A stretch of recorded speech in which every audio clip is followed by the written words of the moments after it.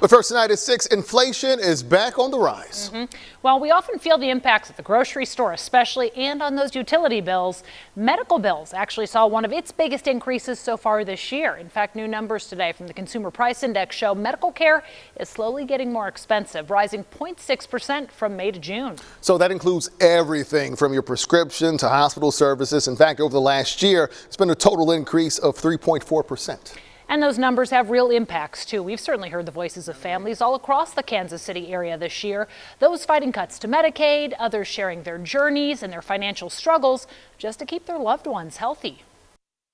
I just feel like I'm running crazy. We're trying to work things out with the insurance, and then on top of having to deal with the diagnosis. Without it, I'll die.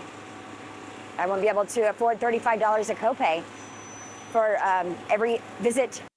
So we are going in depth on this topic tonight. KSHB 41 reporter Elise Schoenig covers healthcare costs. And tonight she's amplifying the voice of people who could see a direct impact from these Medicaid changes.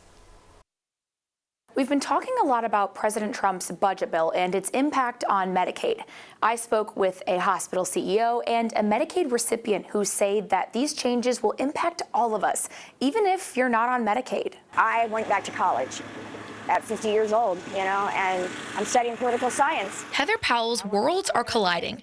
The now poli-sci student relies on Medicaid to pay for her HIV medications. Explaining to an employer if you have to disclose is very hard.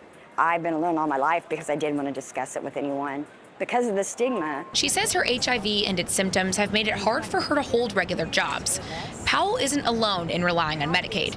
University Health President and CEO Charlie Shields says 50% of their patients are on Medicaid. We are Missouri's only true safety net hospital. That's why our Medicaid percentage is so high. So this is near and dear to us. The Congressional Budget Office predicts over 10 million people will lose Medicaid coverage in the next 10 years because of President Trump's budget bill. Shields says people who lose their Medicaid will still need health care and someone to pay for it. That cost, if it's uncompensated care for many hospitals, gets covered by commercial insurance. It's sort of the offset. The offset could then increase the bill of non-Medicaid patients.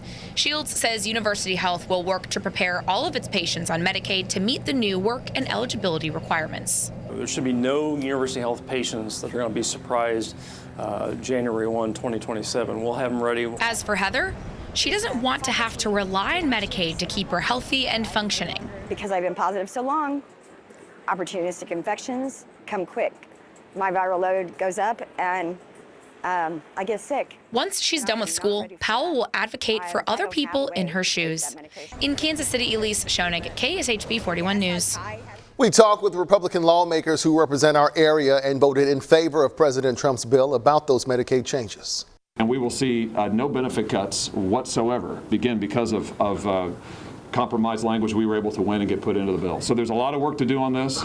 I think it's a mistake to cut Medicaid. I've always said that. I continue to believe it. We have prevented it from happening in Missouri. Well, he adds his negotiations created $50 billion for rural hospitals in the bill, including $1 billion for Missouri over the next 5 years.